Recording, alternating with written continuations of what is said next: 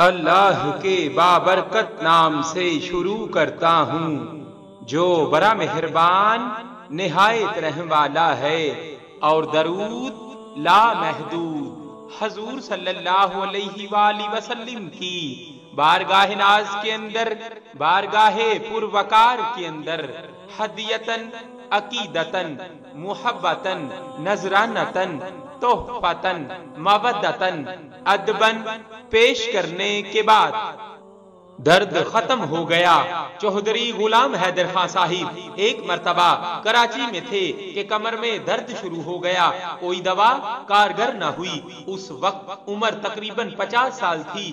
ایک ہفتے میں حالت ایسی ہو گئی کہ ہلنا جلنا مشکل ہو گیا، غسل خانے تک جانے کے لیے دوسروں کے محتاج ہو گئے۔ بالآخر 11 دن بعد دوستوں سے کہا کہ آپ مجھے وضو کروا کر بستر پر بٹھا دیں، میں یہی نماز پڑھ کر نوافل و درود شریف پڑھتا رہوں، آپ سب بے شک سو جائیں۔ چنانچہ دوستوں نے ایسا ہی کیا۔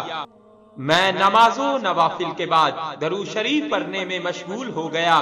تھوڑی دیر بعد خیال کیا کہ روزہ اطہر کے پاس بیٹھا درود شریف پڑھ رہا ہوں، کبھی درد کی شدت محسوس کرتا تو ساتھ ہی دل سے آواز نکل جاتی، یا رسول اللہ صلی اللہ علیہ وآلہ وسلم انظر حالنا۔ تقریباً 2 گھنٹے بعد میری آنکھ لگ گئی، دیکھتا ہوں کہ حضور صلی اللہ علیہ وآلہ وسلم ہمارے گھر تشریف لائے ہیں۔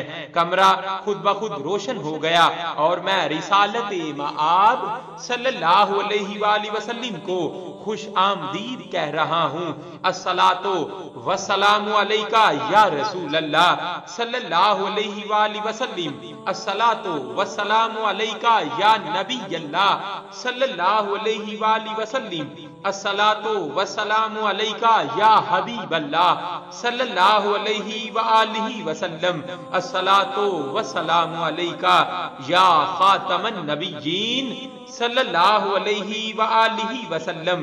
میں نے نہایت ادب سے جھک کر آپ صلی اللہ علیہ وآلہ وسلم کے ہاتھ چومے اور قدموں کو بوسہ دیا۔ آپ صلی اللہ علیہ وآلہ وسلم نے فرمایا، غلام حیدر کیا درد نے پریشان کر رکھا ہے؟ میں نے عرض کیا، جی ہاں، اور کوئی دوا بھی اثر نہیں کر رہی۔ پھر آپ صلی اللہ علیہ وآلہ وسلم نے میری کمر پر جس جگہ درد تھا 3 مرتبہ دستے مبارک پھیرا۔ میں نے محسوس کیا کہ درد بالکل غائب ہو چکا۔ اس کے بعد آپ صلی اللہ علیہ وآلہ وسلم تشریف لے گئے۔ رات 2 بجے کے قریب میری آنکھ کھلی تو کوئی درد نہ تھا اور میں بالکل تندرست تھا۔ خود وضو کیا اور دوبارہ عبادت میں مشغول ہو گیا۔ صلی اللہ علیہ وآلہ وسلم۔ صلی اللہ علیہ وآلہ وسلم۔